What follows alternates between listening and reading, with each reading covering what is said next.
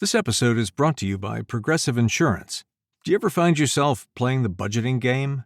Well, with the Name Your Price tool from Progressive, you can find options that fit your budget and potentially lower your bills. Try it at Progressive.com. Progressive Casualty Insurance Company and Affiliates. Price and coverage match limited by state law. Not available in all states. You're listening to DNA ID. Brought to you by AbJack Entertainment. Be sure to check out some of the other great true crime podcasts from this network, including The Murder in My Family, Missing Persons, Scene of the Crime, Zodiac Speaking, Beyond Bizarre True Crime, Campus Killings, Below the Surface, and Killer Communications. All of these podcasts are available for you to binge on right now, wherever you listen to podcasts. Subscribe where you're listening to this podcast so you don't miss an episode.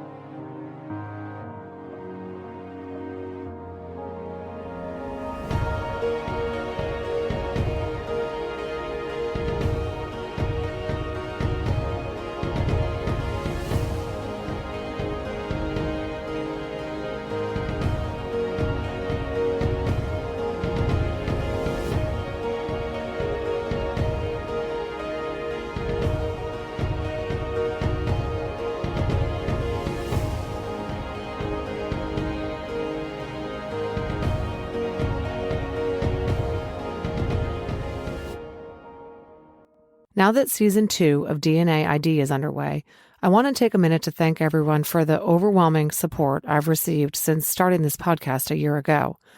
DNA ID has received a lot of positive feedback via social media, word of mouth, and encouraging emails. I'm thrilled that listeners are appreciating the value of the show's straightforward approach and commitment to respectful coverage of the victims of these long, cold cases. Thank you all so much for listening to Season 1. I plan on continuing to bring you more great content in Season 2 with 24 new episodes. I hope that people will continue to recommend DNA ID to other podcast listeners. And speaking of support, a lot of listeners have reached out and asked how they could support DNA ID on Patreon or with a PayPal gift. Although I hadn't planned on setting up either of these options, as my goal has never been and is not to make money with this show, I have to admit that the costs associated with producing the content have been unexpected. In short, most law enforcement agencies and government organizations do not produce documents, reports, or records to podcasters free of charge. And the generosity and offers of support from listeners have made me realize that I don't have to do this alone. So I'd like to announce that if you would like to support the show, you can do so, and I will really appreciate it. You can support DNA ID on Patreon by going to patreon.com/DNAID and signing up as a patron. As a patron, you'll be able to listen to every new episode ad-free, and you'll receive a personalized letter and sticker in the mail from me as a thank you. And if Patreon isn't your thing, but you'd still like to support the show, you can make a one-time contribution through PayPal by sending your PayPal contribution to the DNA ID email, which is DNAIDpodcast@gmail.com. And for those of you who have requested DNA ID merch, stay tuned. I hope to have an announcement for you soon. It was 1982. Kelly Ann Prosser was an 8-year-old girl living with her mom, new stepdad, and older brother and sister in Columbus, Ohio. September saw the start of a new school year for the third grader at Indianola Elementary. The school was located on East 16th Avenue on the edge of the Ohio State campus in the University District. Ohio State is a huge school, and the campus and its surrounding areas, including fraternity and sorority houses and student and professor residences, was the large footprint that dominated the neighborhood, hence the name University District. Kelly and her family lived in the city, too, on West Tompkins Street on Columbus's north side. The family home was in a densely populated, safe neighborhood. There were kids everywhere, and many kids walked to and from Indianola Elementary daily. This fall, Kelly was the only kid in the family left attending Indianola. Her older brother had moved on to middle school, and her older sister was even further ahead. They all had different schools and different schedules. And while Kelly had previously walked to school with both and then one of her siblings, this school year there was no family member to accompany her. So in the mornings, Kelly's mom would take her to school on her way to work. Linda worked as an office assistant at the School of Health, Physical Education, and Recreation on the Ohio State campus nearby. In the afternoons, Linda would pick Kelly up. But on September 20th, a Monday, Linda had a dentist appointment after work. She wanted Kelly to come with her, but Kelly said she wanted to walk home. She was a big girl, she said, and she was very familiar with the route, having made the same walk hundreds of times with her brother and sister. The route Kelly was going to take home was about 15 blocks. It was a straightforward walk, it wasn't that far, and it was in a very public commercial area almost exclusively along busy High Street once Kelly got to its intersection with East 16th Avenue where the school was. There were cafes, storefronts, bustling sidewalks, and intersections that had pedestrian crosswalks and walk signs. There would certainly be other kids from her school walking the same direction. Kelly would be just fine. But she wasn't. That Monday, Kelly didn't come home from school. Her little body, sexually assaulted and strangled, was found in a cornfield days later.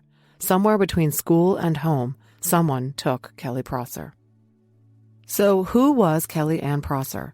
Kelly was the youngest of the 3 kids born to her mom, Linda. I'm not really clear on where Kelly got her last name, Prosser, because her father was named Marty Hoffman and her mom was now Linda Garner. Linda and Marty were divorced, and Linda had quite recently remarried. Kelly's new stepdad was named Larry Garner, and Kelly had told her teacher, Barbara Cleveland, that she was excited that her mom had married Larry. Kelly's 11-year-old brother Keith was in middle school, and her sister Christina was 14. Everyone described Kelly as a very outgoing, bubbly, chatty little girl who loved arts and crafts and swimming at the local pool. She looked up to her sister Christina, and the two had girly dance parties together. In short, Kelly was a totally normal 8-year-old girl. On the 20th, which, as I said, was a Monday, Linda had packed Kelly off to school for the new school week. Kelly had breakfast and got her stuff together. Because it was supposed to rain, Linda told Kelly to wear her new reversible raincoat, a bright blue one. They left the house around 7:30, and Linda dropped Kelly off at school. On the way, the two discussed the plan for the afternoon, and this is when Kelly convinced her mom to let her walk home rather than going to the dentist. Linda begrudgingly agreed. The area was very safe, and her kids had been making the same walk for years. At school, Kelly had a normal school day. She was her usual bubbly self. Nothing seemed to be distressing or worrying her.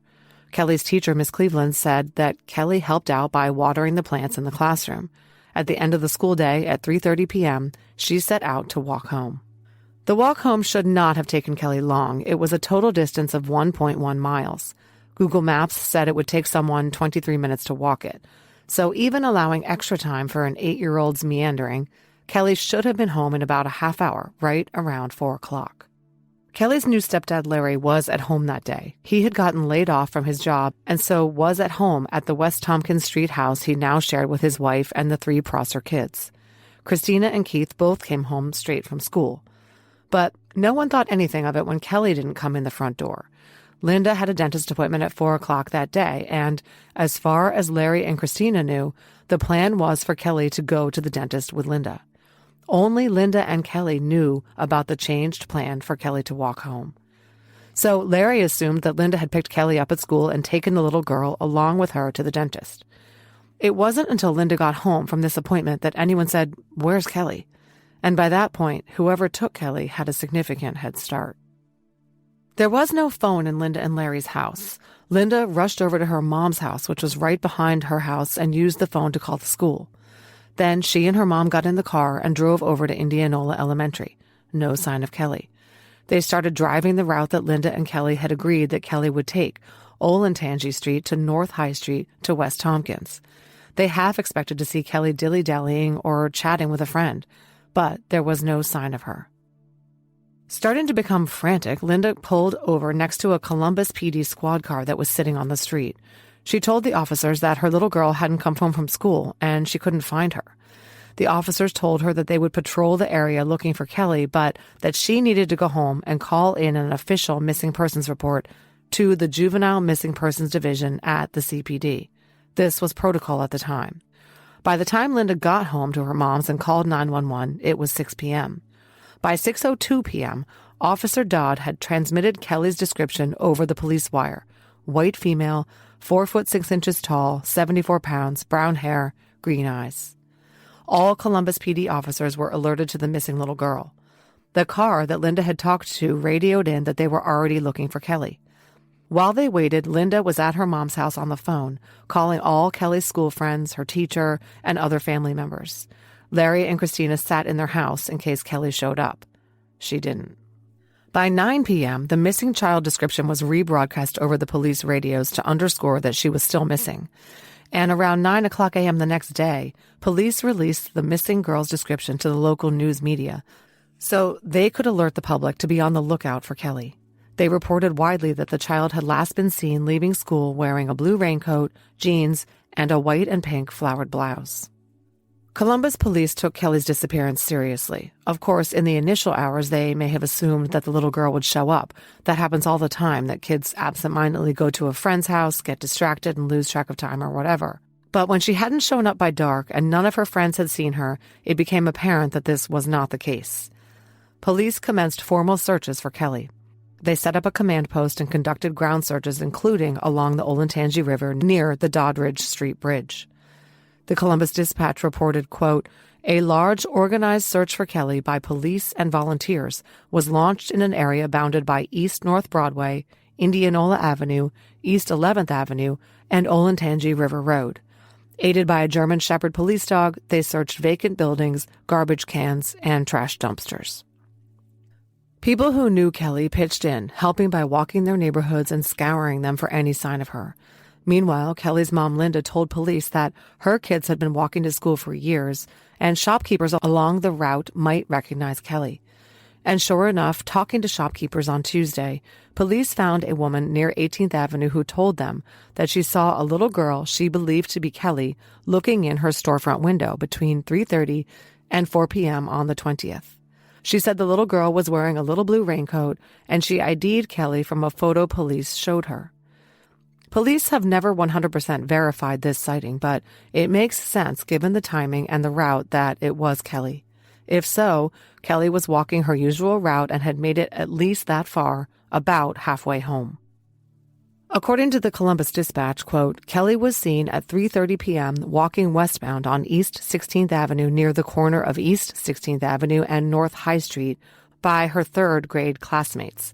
Kelly also was last seen at the intersection of Lane Avenue and North High Street walking home that day." According to the Dispatch, the K-9s were able to track Kelly from her school, but lost her scent near North High Street and Maynard Avenue. This means that Kelly had made it about 4/5 of the way home. East Maynard Avenue is just 3 blocks from Kelly's house. Somewhere in that final 3 blocks, she vanished. But no one saw anything. This was unusual because North High Street would have been very busy at that time of day, with shoppers, students, people sitting at cafes and bars, passing cars, and kids everywhere. Tips started coming in to the CPD after the Tuesday morning news stories aired about Kelly. Officers ran them all down. They questioned Kelly's biological father, who had called the CPD and told them that Kelly was not with him. They talked to her teacher and some of Kelly's friends. One of these recently posted on Web Sleuths that she was supposed to walk with Kelly that day, but hadn't for some reason. But Kelly's family doesn't recall a plan between Kelly and her friend to walk together. Lots of kids walked home in the same direction as Kelly and often formed a group that would diminish in size as kids peeled off toward their own houses. And remember, some of them had seen Kelly, and we know she was working her way north, seen by the shopkeeper on 18th, seen by classmates at North High and Lane Streets, and smelled by the dogs at North High and Maynard. After that, nothing. We have to wonder if perhaps her abductor was following her along her route, waiting for her to be isolated, waiting for the right moment to snatch her off the street into his car and away. Police confirmed that they believed Kelly had been taken away from the area in a vehicle. By Tuesday afternoon, after searching the entire north side throughout the night and most of the day, police openly said that they believed Kelly was abducted. Detective Bob Soules of the CPD Juvenile Bureau told the media, quote, "My hunch is she has been picked up by someone. I assume now that she has been abducted." One of the people who heard the news broadcast about the missing 8-year-old from Columbus was a woman named Lisa Richmond. Lisa lived in Plain City in Madison County, about 30 minutes outside the Franklin County city where Kelly was last seen. And Lisa called into the CPD because she had a tip. This was at 8:45 on Tuesday night, the 21st. Kelly had been missing for more than 24 hours. Lisa told the officers that her father, a respected probate attorney named Charles Richmond, had been driving to pick up the family's housekeeper on rural A.W. Wilson Road around 8:45 that morning. Charles saw a blue piece of clothing in the road.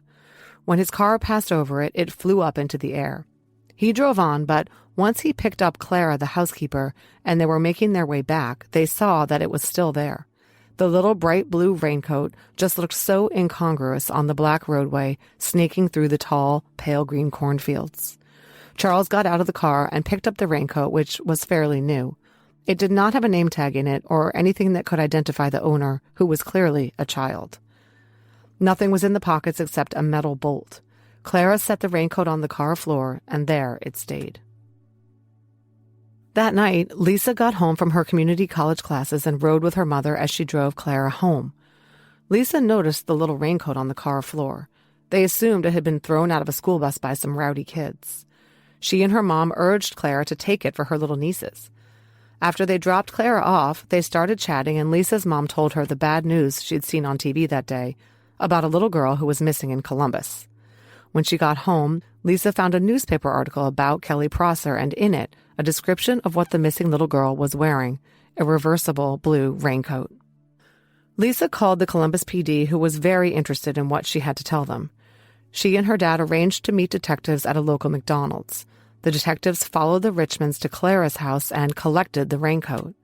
Then Charles showed the investigators where exactly on A.W. Wilson Road he had found it, about a mile west of U.S. Route 42 and 5 miles south of Plain City. The detectives drove back to Columbus, raincoat in hand. They arranged for Linda to come down to the fire station to view it. Because the media was staking out the Prosser house and following the family members around, firefighters had to form a human barricade around Linda to protect her from the screaming reporters and flashbulbs. This was around 11:30 Tuesday night. Sadly, Linda identified the raincoat as Kelly's. She was sure her daughter had been wearing it the day she vanished. She told the Fifth Floor podcast that this is when she knew that Kelly was never coming home. Per the Columbus Dispatch, a Columbus police homicide sergeant stated that there appeared to be smears of blood on the right sleeve of the little blue coat. The Richmonds hadn't noticed it. It was just a small amount, and it was hard to see against the blue of the fabric, but it was there. Now, at least, investigators had somewhere specific to look for Kelly. Officers, canines, and detectives converged on A.W. Wilson Road in the dark and started searching. Charles and Lisa went too, but they left when Lisa started to feel uneasy. Cops searched until about 2:15 a.m., calling out for Kelly, but there was no answer, and in the pitch-black conditions, blindly searching was counterproductive. They called off the search at 2:15 a.m. and reconvened the next morning. It was a large search operation manned by officers from Columbus Police, Franklin County and Madison County Sheriff's deputies, Ohio State Highway Patrol, and police dogs from Upper Arlington. They picked up where they had left off the night before, guided by the dogs, a helicopter, and foot patrols running grid searches. But they didn't find Kelly there. She was found because of an observant state trooper. At 1:09 p.m., Ohio State Patrol Trooper Bryant was driving to join the search parties at the spot where the raincoat had been found. And on his way, he observed tire tracks pulling into the edge of the cornfield. He parked his cruiser and got out, and on a closer look, caught a glimpse of a child's body through the corn rows. This was about 10 rows from the roadside in the cornfield abutting A.W. Wilson Road. It was about a half mile from the spot where the raincoat lay in the road. The child was lying on her back. Of course, it was believed to be Kelly. Linda confirmed that the little dead body was her daughter at the morgue in Columbus. When police notified Kelly's family of her death, Kelly's sister Christina had to be restrained as she ran screaming from the home. The first responders who found Kelly commented to the media that there were no obvious wounds to her body. She was clothed, wearing her shirt, pants, socks, and shoes, but her underwear and pants were partially pulled down. According to the dispatch, the Madison County Sheriff said that Kelly was fully clothed with her shoes, socks, pants, and underwear on. There were no obvious signs of gunshot wounds or knife wounds, and investigators were not sure how long she had been there. The coroner ruled that Kelly had been strangled. Her cause of death was lack of oxygen to the brain.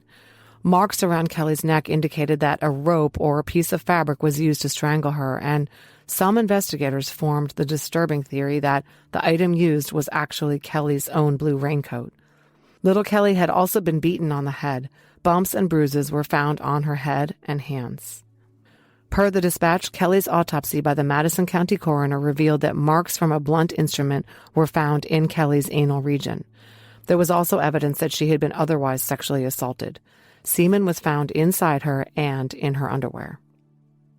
The time of death was not specified in the autopsy report, but we know the possible time frame. Kelly was almost certainly abducted before 4:00 p.m., the time when she should have arrived home, and we know the raincoat was in the road at 8:45 a.m. the next day. That's a 16-hour, 45-minute window of time between when Kelly was taken and when she was lying dead in the cornfield. Kelly's father, Marty Hoffman, talked to the Akron Beacon-Journal, saying he hoped his daughter didn't suffer. He said, quote, "I can't imagine the terror she went through, 8 years old, grabbed off the street by some guy. It's horrible to think about."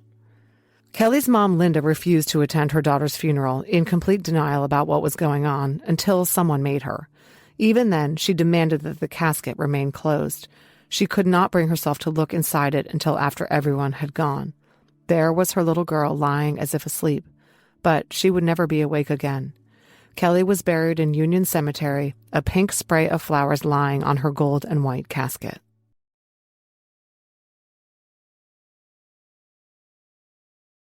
Kelly's case was officially ruled a homicide under the auspices of the Columbus Division of Police. The Madison County Sheriff's Office assisted with regard to the investigation into the residents of the area surrounding where Kelly was found, but CPD kept the case because it was believed that Kelly was abducted in their jurisdiction. The spot where Kelly was found was very far away from where she was picked up. It was west of Columbus, out in farm country, 5 miles north of Plain City. The spot was just east of 3625 A.W. Wilson Road. And the location was also quite a distance, at least a mile, from the closest highway entrance to U.S. Route 42. There were only 11 homes on this stretch of A.W. Wilson Road between Route 42 and Lafayette Plain City Road. A.W. Wilson was a remote country road that was straight enough that, at night, you could see cars coming for miles. Someone had taken the time to drive all the way out here and hide Kelly in the corn, which was at peak height, about 10 rows back so that she was not visible from the road. The spot seemed terribly random, or perhaps familiar to the killer. Some detectives came to believe that the killer had deliberately left the raincoat in the road where it would be found, knowing it would lead to the body. No one wanted to think about what would have happened if she hadn't been found before the harvesters arrived to cut down the tall corn stalks. There were not a lot of clues for investigators to go on. The Madison County Sheriff said that tire tracks in a neighboring field appeared to be related to farm work rather than a suspect's vehicle. Per an October 13, 1982 dispatch article, Columbus police announced that the FBI had not found any fingerprints that would help identify Kelly's killer. As quoted from the article, police said clothing from Kelly's body was sent to the FBI crime lab. Police were looking for the suspect's fingerprints on Kelly's clothing. The FBI used a laser device to try to find fingerprints from the clothes. The tests on Kelly's clothes were inconclusive, and the FBI didn't find anything of value. Police also said that there was no evidence to indicate whether the killer wore gloves. This is a little confusing. I assume it means they didn't find fingerprints, but they don't know whether that was just bad luck or the killer disguised them with gloves. In other words, the police had nothing. Other than a few sightings of Kelly on her walk home from school, there were no clues to what had happened to her. According to The Fifth Floor, which is a Columbus Division of Police podcast that featured Kelly's case and which I highly recommend, police got sidetracked at the beginning of Kelly's case because they already had a potential suspect. Several tips had been called in pointing to one guy, and he was someone police already had on their radar. Walter Mitchell Jr., age 63, was wanted for a sexual assault of an 11-year-old girl that had been reported on Sunday, September 19th, just the day before Kelly was taken. This had occurred in Whetstone Park of Roses on the north side of Columbus. The victim was a friend of Mitchell's 5 grandkids, and she had been in the park on a picnic with him and the grandkids on that Sunday. We don't know exactly what Mitchell did, but he was wanted for gross sexual imposition after the 11-year-old's mother discovered what had happened and called Columbus police on Monday morning. He hadn't been arrested because police couldn't find him. But that wasn't all. Once Kelly went missing, 2 Columbus police officers reported that they had seen a man matching Walter Mitchell's description holding hands with a little girl who looked like Kelly near North High Street on Monday night. This would have been just hours after Kelly was last seen and was in the area where she was known to have been walking. Both of these officers picked Mitchell out of a photo lineup and identified him as the man they had seen with the little girl. Furthermore, they found out via a tip that the 11-year-old sexual assault victim from the park on Sunday probably knew Kelly Ann Prosser. And the icing on the cake? Walter Mitchell lived in Kelly's neighborhood at 2479 Findlay Avenue. Police tracking dogs tracing Kelly's scent from High Street went right to Mitchell's house's front porch, and then his back gate. And a neighbor of Mitchell's reported that she had seen him carrying something heavy, wrapped in a black trash bag, out of his home.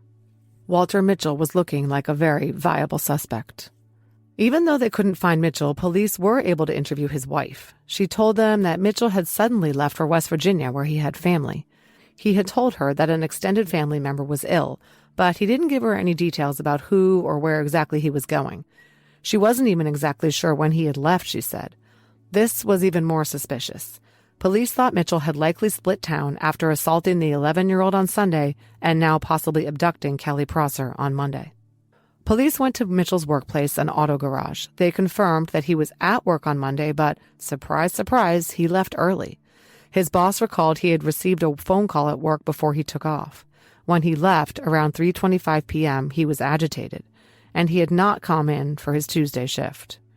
So Mitchell was unaccounted for at the time Kelly vanished. The circumstantial evidence was mounting against Mitchell.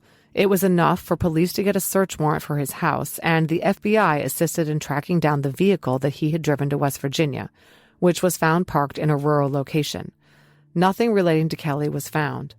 And Mitchell's daughter told police that her dad was with her on that Monday until about 5:30 p.m. After that, he had gone to West Virginia. If she was to be believed, Mitchell would have had to have abducted Kelly right as he left work and before he got home to see his daughter, or after 5:30 when she believed he left town. It was unlikely. Mitchell heard that the cops were looking at him for a missing and murdered child, and on Thursday, the 23rd, he returned to Columbus and turned himself in to the police. He said he had left town because on Monday his wife had called him at work, the phone calls he received, and told him that the police had left their calling card at their front door. They were looking for him in connection with the Sunday sexual assault of the 11-year-old girl in the park. Because he already had a record and knew he would be in big trouble, he decided to get out of Dodge. He headed to West Virginia to lay low at the home of a relative. Of course, Mitchell denied doing anything to the 11-year-old girl at the park. He said he was never alone with her, and he said flat out he had never seen Kelly Prosser, didn't know who she was, and had no idea what happened to her. He got himself a pretty good defense lawyer, a William Abraham, who told the Columbus Citizen-Journal that, quote, "I can and I will verify beyond a shadow of a doubt that my client was nowhere near Columbus when the terrible incident occurred. I can say that this is one of the few times in my career that I have a man as a client who is so totally innocent." The investigators' case against Mitchell was showing some cracks. His supervisor confirmed that he left his job at 3:25 p.m. that day, but his wife said that she was with him from the time he returned home from work until he dropped her off at the J.C. Penney Catalog Distribution Center on Scarborough Boulevard and I-70 on the far east side of Columbus. Mitchell told police that when he dropped her off, he then drove east on I-70, heading to West Virginia. He drove straight there, and the timeline of a phone call he made to his wife once he arrived there backed this up. Police verified a collect call that came into his wife that night from a gas station in Mineral Wells, West Virginia, at 7:41 p.m., and another late that evening from Charleston, West Virginia. And at least a couple of people in Mitchell's family confirmed that they saw him in West Virginia on Monday night. They couldn't really make the timeline of the Prosser abduction fit with Mitchell's movements on the 20th. And there were more bits of evidence that tended to exonerate Mitchell, which were: a man came to police headquarters and identified himself as the man the 2 police officers had seen holding hands with a little girl on Monday afternoon. The little girl was his granddaughter. The officers who identified Mitchell as the man they had seen were mistaken. The woman, neighbor, who had seen Mitchell with a heavy black trash bag recanted her story, saying she was no longer sure of what she had seen and when. The canines had not found any scent of Kelly in Mitchell's car or home. The handler told police that the dog could have smelled Kelly's scent on Mitchell's front porch from any time in the past 2 weeks. Remember, she lived in his neighborhood. So police could not link Mitchell to Kelly Prosser. Prosecutors went ahead and charged him with the molestation of the 11-year-old. He was convicted and sentenced to 10 years.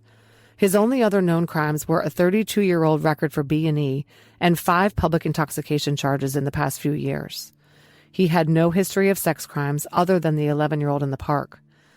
Note that a Dispatch article from 1983 openly says that jurors on the Mitchell trial ignored the judge's orders that they were not to be influenced by the fact that he had been a suspect in the Prosser case. Mitchell's name had been all over the media, and the jury convicted him on the molestation of the 11-year-old girl, despite the lack of witnesses or physical evidence. He was guilty by association. Mitchell served his time and was released from prison in August of 1988. He died in 2004. One thing that came out in Mitchell's trial was that his defense had hired a PI who located a witness who lived in a rural area 30 miles south of Columbus. She said that on the day Kelly was abducted, she heard a little girl screaming, "Don't touch me," and saw a man in a red pickup truck and a little girl with him. The woman said she never called the tip in because the driver of the truck looked right at her, and she was scared he'd come after her. Mitchell's defense lawyer, for obvious reasons, passed this information on to the police. Per the Dispatch, quote, "Police acknowledged that they didn't reveal the existence of this eyewitness to the public, but now say that the man seen coaxing Kelly into his red pickup truck did not match the description of the North Side man who had been a murder suspect in the Kelly and Prosser case." They were talking about Mitchell. We don't know if this sighting was actually Kelly and her abductor, but we do know that the description didn't match Mitchell because he did not kill Kelly Prosser.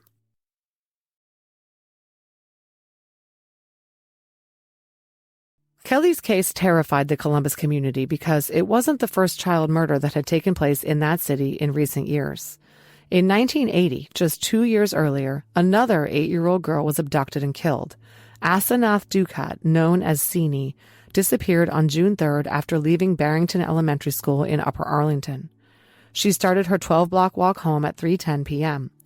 She was last seen at a crosswalk 3 blocks from her school on Waltham Road around 3:20. Sini was reported missing by her parents at 4:34 p.m. when she failed to come home. Just hours later, her body was found, fully clothed, in a creek bed 1 block from her house. She had been killed by a blow to the head that crushed her skull. The murder weapon was a rock. Sini had also been strangled and sexually assaulted. Her case is unsolved. Columbus police now know for a fact that Sini's and Kelly's cases are not related, but at the time, it certainly seemed that Columbus's children were being picked off. This ominous feeling was bolstered by an abduction attempt on another 8-year-old girl. This one took place just 3 days before Kelly was killed, and was the reason that Columbus PD sprang into action so quickly when Kelly vanished. On September 17th, a heavy-set, bearded man in an older model red pickup truck with a camper shell had grabbed a little 8-year-old girl off the street on Columbus's north side. Luckily, a Good Samaritan driving by witnessed the abduction and chased the truck, which was a Chevy pickup, until the driver stopped and pushed his intended victim out. He sped off and has never been identified. The witness said he was in his 40s or 50s, but police were never able to track him down. So all these incidents caused quite a bit of concern in Columbus, needless to say. As we saw in the April Tinsley case, which I covered in episode 21 of season 1, while some people in the community were supportive of Kelly's family, others blamed them for what had happened. Linda Prosser received hate mail accusing her of being a negligent parent for allowing Kelly to walk home from school. She was harassed by callers both at home and at work. And she overheard conversation after conversation in public places where people didn't know her, by people blaming her for her daughter's fate. It made the family's tragedy all the more unbearable. And making matters worse was that the police were out of leads. They had failed to turn up anyone who witnessed anything on that Monday afternoon, other than the false sightings of the man and his granddaughter. It was believed that Kelly must have been taken into a car, but no one saw the little girl getting into a vehicle, much less being thrown into one while struggling or screaming. Linda told police that she didn't think Kelly would accept a ride from a stranger, but she was a friendly and trusting little girl, so then again, maybe she would. Stranger danger wasn't quite the thing back then as it is today. Of course, police looked hard at the family and their friends and acquaintances. They weren't sure whether Kelly knew her abductor, but they thought that if she did, that could explain how she was spirited away so quietly and quickly. She had simply gone with someone she knew. But one by one, Larry, Kelly's stepdad, her bio-father, and other relatives were ruled out. Neighbors and co-workers and others who moved in the Prosser family circles were eliminated. There was just not a lot to go on. According to the Dispatch, in an article dated November 11th, 1982, quote, Columbus police admitted that they are stymied in their search for the killer of 8-year-old Kelly Ann Prosser. A sergeant on the homicide squad believes that a confession will be the only way the Kelly Ann Prosser murder case will ever be solved. But he added that this is not a type of crime that a killer would brag about. Ohio CrimeStoppers featured Kelly's case to try to generate some tips, and it worked, sort of. Some of this information is taken directly from the fifth floor. It is not the kind of information that would be published in the media because none of the suspects were linked to Kelly in any tangible way. But there were numerous viable suspects over the 38 years that this case remained unsolved. Detective Dana Kroom, who eventually closed this case, told me that there were at least 4 suspects over the years whom detectives believed were the one. Each of them proved not to have done it. The fifth floor shares some of the information about these suspects but does not name names. I have used their names only if they were published in the mainstream media. An anonymous informant made multiple calls to CrimeStoppers purporting to have information about Kelly's case. Investigators spent hours and hours interviewing him, but eventually they determined that the information he claimed to have was publicly available, and he was a serial tipster with mental illness who had called in fake information on a number of different cases. He was just wasting everyone's time. Some other potential suspects looked good, especially 4 who were eventually nailed for other crimes. The fifth floor says that there were 2 suspects who were put away for murder, 1 on child porn charges, and 1 for multiple rapes he confessed to. All were ruled out in Kelly's case. Then there was a new suspect, although he was dead. A man's family called the police and said that this man had committed suicide, but before he did, he confessed to killing Kelly. And this was believable because he had ties to her. His child used to play with Kelly, and so did his former roommate's child. According to friends, he was in the area at the time Kelly was abducted, and he lived nearby. Shortly before Kelly's murder, he was accused of molesting his own daughter. Rumors were that Kelly was a witness to this and was going to be asked to give evidence against him after he was arrested for this crime. He killed himself after he was arrested for the molestation of his child. After his death, police conducted a full-scale investigation trying to establish a connection between this man and Kelly Prosser. They interviewed his family, his co-workers, his friends, and neighbors. They could not establish anything concrete, but he remained on the maybe list. Years later, detectives exhumed him and conducted DNA tests on his corpse. It wasn't him. Kelly's former babysitter was killed in a domestic violence situation in the mid-1980s. Her partner who killed her wrote in and claimed to have information on Kelly's case, but he, too, was ruled out when he proved to be lying. One guy who was in the local jail confessed to killing Kelly. A DNA test ruled him out. Detective Ron Custer, who worked the case for over a decade with the Cold Case Unit, decided to focus on the area where Kelly had been found. It just seemed too random to be, random. It was very far from where Kelly was picked up, and it was a rural, low-population area not near the highway. Detective Custer suspected that Kelly's abductor had some connection to the area, and they discovered that a sex offender had lived in a farmhouse right near the cornfield where Kelly was hidden. He had a record of sex crimes such as indecent exposure. And he was a sanitation worker whose job brought him into Columbus, near where Kelly was abducted. He had access to a truck that he drove for his job. Detectives spoke to his co-workers, who could not recall whether he had been at work on the day Kelly was taken. And his time card, which showed that he did go to work that day, was handwritten and could very easily have been doctored. This all looked very suspicious to investigators, and they sat down to talk to this man. He denied taking Kelly and stuck to his story that he was at work that day.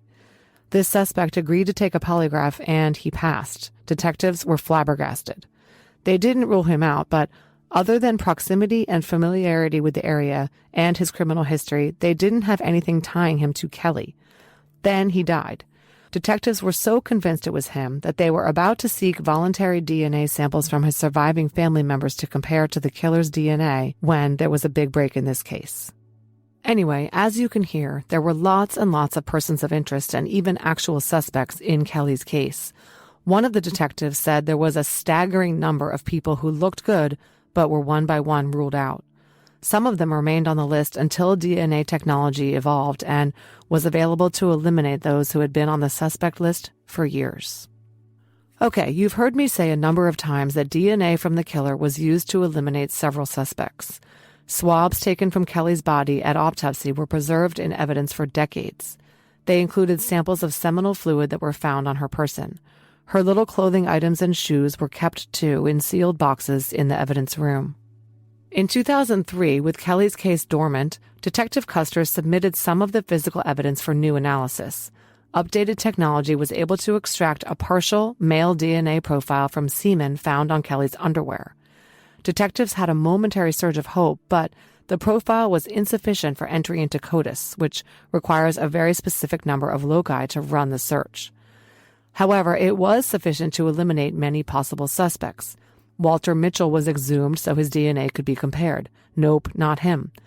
The guy who had confessed was exhumed as well. Not him either. Who was it?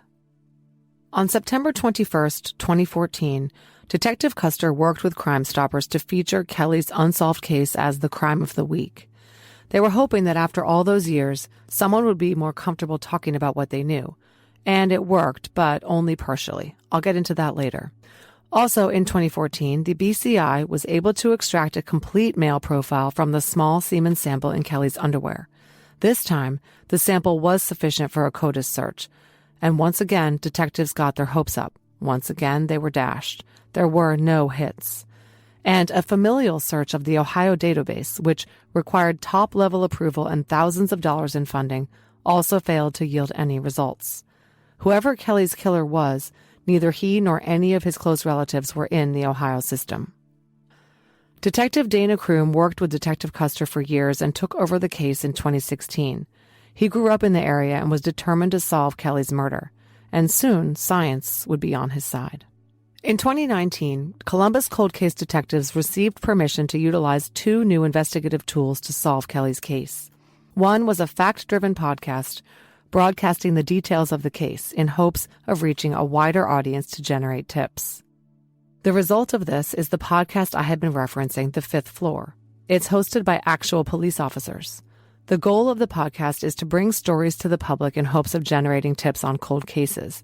But in this case, tips proved fruitless. Investigators had to turn to cold, hard science. In fact, Kelly's case was solved while the podcast episodes on her case were underway, so it is a fascinating and detailed listen. It contains lots of recorded interviews with the family and investigators. If you're interested in this case, I'd highly recommend it. They chose Kelly's case to highlight in the CPD's new podcast because it was so near and dear to pretty much everyone in the department. Columbus Deputy Police Chief Greg Bodker told the Columbus Dispatch that it was the one case every detective and investigator that had worked on felt a personal connection with and a desire to close. Quote, "This little girl's name came up with everyone I talked to, whether it be a scientist at the crime lab, an administrator, detectives," Bodker said. "They all say it's the one they really wanted to solve before they retired." And the other new tactic that the investigators decided to adopt was the one that would solve the case. Of course, I'm talking about forensic genealogy. In March of 2020, the CPD Cold Case Unit hired Advanced DNA, a forensic genealogy research company, to try to identify Kelly's killer from his DNA. The BCI sent another sample from Kelly's evidence file to a lab in Oklahoma, which performed the requisite testing to isolate a DNA profile suitable for forensic genealogy. Then it was uploaded to GEDmatch and Family Tree DNA. Advanced DNA later said in a statement, quote, "In Kelly's case, there were no close matches. Instead, leads were developed through connecting a series of third cousins." Amanda Reno, one of the founders of Advanced DNA, which was established in 2019, worked with her partner Cheryl Hester on Kelly's case. They were able to connect the DNA in the sample to several third cousins of a family which came primarily from West Virginia and was Caucasian. This family was associated with 2 surnames. One of these was Petrie and one was Jarrell. Using other factors like age, geographic location, and personal histories, Detective Dana Kroom and Sergeant Terry McConnell, who both work in the cold case unit, developed a family tree. It pointed to 3 brothers named Jarrell. Jarrell, why did that name ring a bell?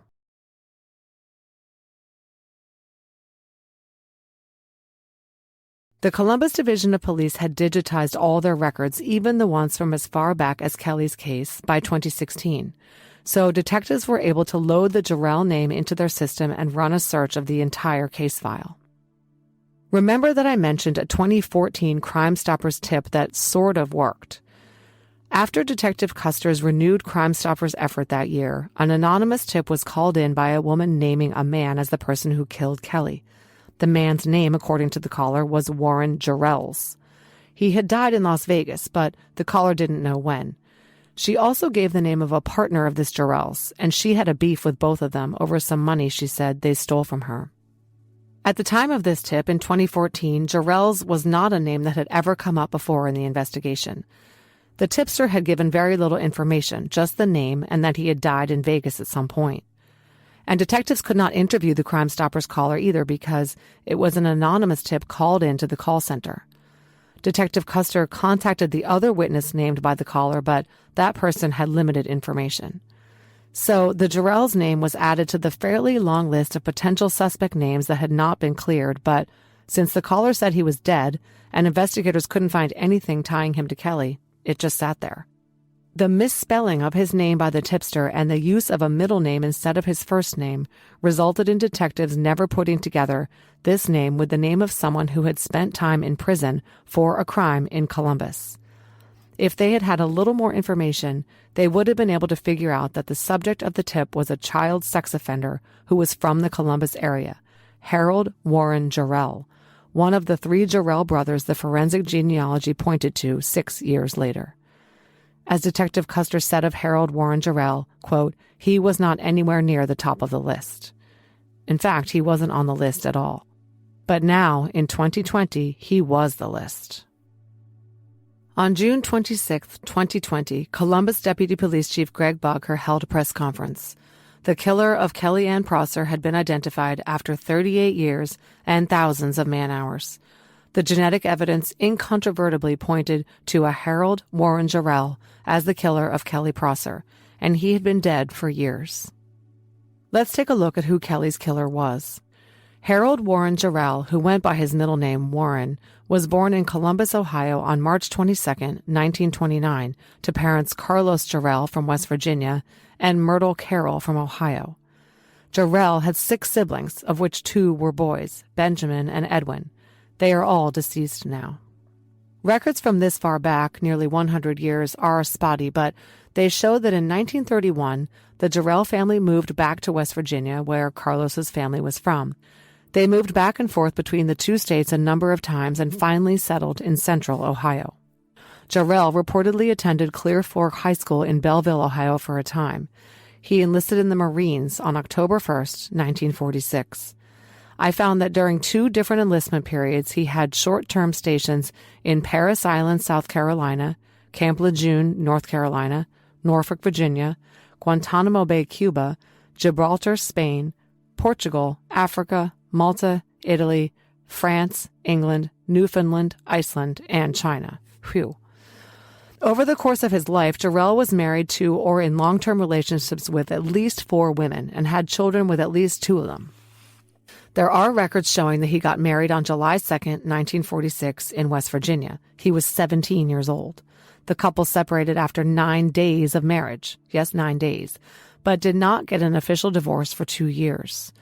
While he was still in that marriage, Jarrell entered the Marine Corps on October 1, 1946. And while in the service and still married to his first wife, Harold married again in South Carolina on March 29, 1947. Yes, he was married to 2 women whom I am not naming at once. No one knows whether they knew about each other. Harold and his new wife settled in Ohio and had several kids.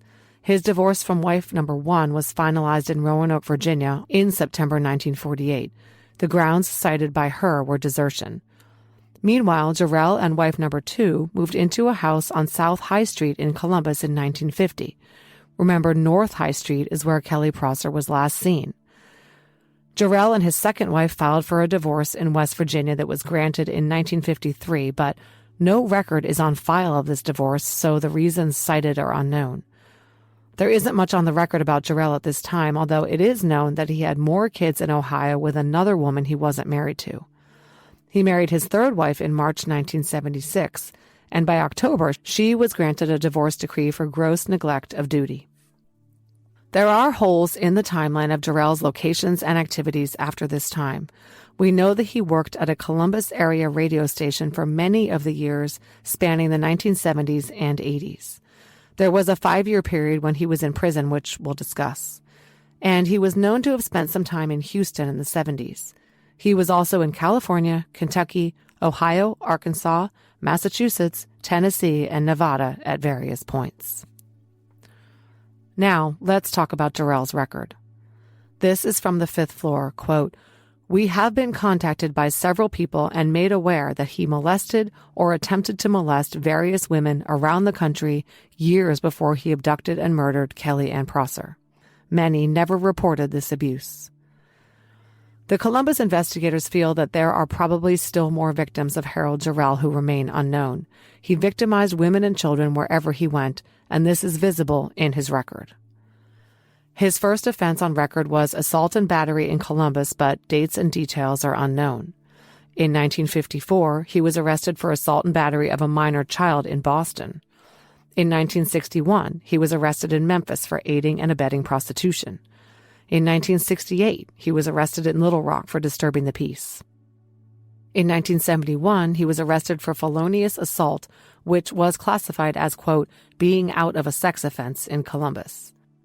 There is a gap in the arrest records from 1971 to 1977. It is possible that he spent some time in jail or overseas, but the records are unclear. And then a really serious crime that resulted in a conviction. In September 1977, Jarrell was arrested for the rape of an 8-year-old girl in Columbus.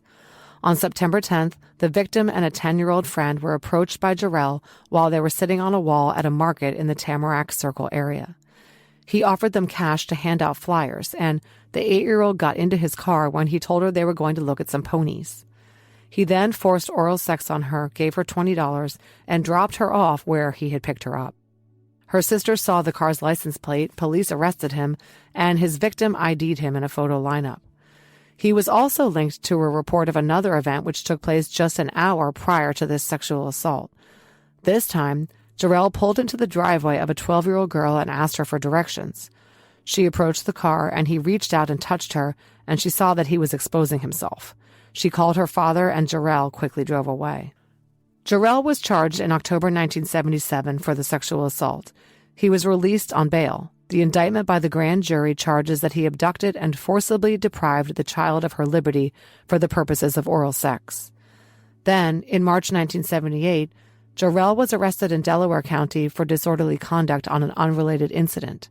He was still out on bail on the sexual assault.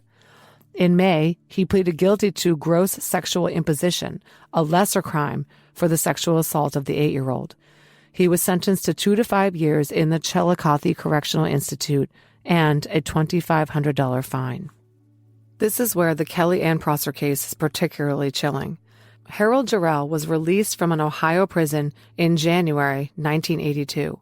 He returned to Columbus and snatched, raped, and killed Kelly just 8 months later. Clearly, he had learned from the 1977 case that he could not allow his next victim to remain alive.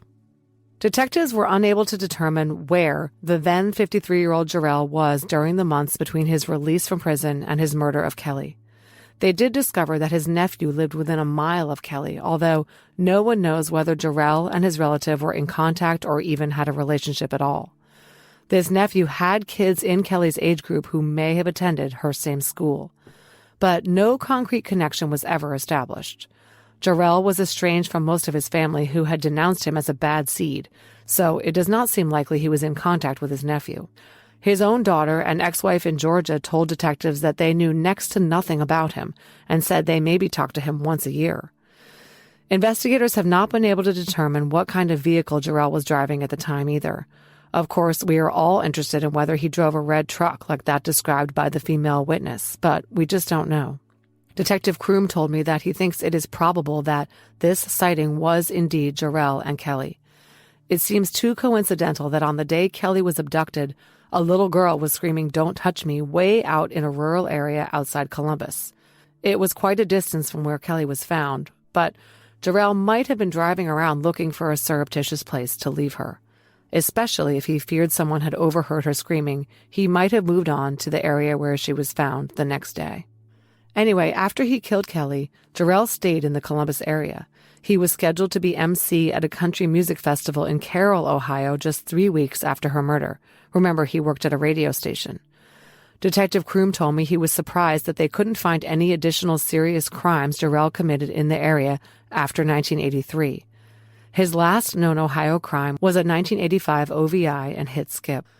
The Fifth Floor reports that the Jarrell family was extremely cooperative with investigators. They had cut ties with him, they said, because he was not a good person. This seems like an understatement. Jarrell's only son was killed in a single car crash in 1986 caused by speeding. After this accident, Jarrell was interviewed by a local paper and said he hadn't seen his son in 10 years. Not even his closest flesh and blood wanted anything to do with him. Besides Kelly's case, there is no forensic evidence tying Jarrell to any other crimes in Columbus.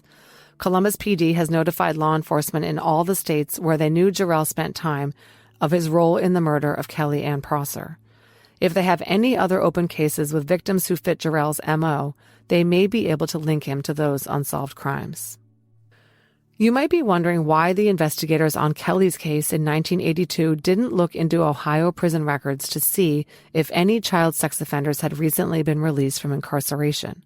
If they had, they might have noticed that Jarrell had sexually assaulted a little girl, served 5 years, and been released just 8 months before Kelly was taken. But back then, all this stuff wasn't computerized. Thousands of felons were released annually, and all the records would have had to have been pored over by hand. It just didn't happen. The cooperation of Jarrell's family was instrumental in making the definitive determination that he was Kelly's killer. Here's what happened. In August of 1996, Jarrell had traveled from Ohio to Vegas to gamble, as he liked to do. But while he was there, he checked himself into the hospital and told doctors that he had been feeling ill even before he left his home state. He died of natural causes on August 12th at 9:29 p.m. I've never been able to establish exactly what illness actually killed him. Jarrell's mother paid to have him brought back to Ohio where he was cremated. So there was no way to obtain his DNA. No samples remained at the Nevada coroner's office. I don't even know that an autopsy was conducted. Investigators had to obtain his DNA from someone else to try to match it with the profile taken from Kelly. They visited Jarrell's daughter in Georgia, who, along with her mother, Jarrell's former wife, willingly gave samples after some encouragement by the daughter's husband, who pointed out that she would be giving closure to the family of a dead little girl. The match was confirmed by the BCI lab on June 22nd of 2020. It was conclusive that Harold Warren Jarrell had killed Kelly Ann Prosser. Investigators drove straight to Linda's to tell her the news. Sergeant Terry McConnell in the CPD cold case unit said at the press conference, quote, "The best part of all of it, once we learned that information, was being able to go and speak with Kelly's mother and her sister and let them at least know what had happened. It was unfortunate we were unable to bring him to justice, but giving them the answer." Detective Dana Kroom, who took over the case in 2014 and saw it through to its conclusion, later said that he couldn't believe it when we got the match. "I was numb, and I teared up a little bit." Harold Jarrell was totally unknown to Kelly's family. They had never seen him or heard of him. So it remains totally unknown how Kelly's and Jarrell's paths crossed on September 20th, 1982. Was Jarrell the man in the red truck that the female witness saw that day? Was he out trolling for a child to take, or did he just happen upon Kelly walking alone? How did he get Kelly into his vehicle without attracting attention? And why did he dump her in that cornfield in an area so far from the abduction site?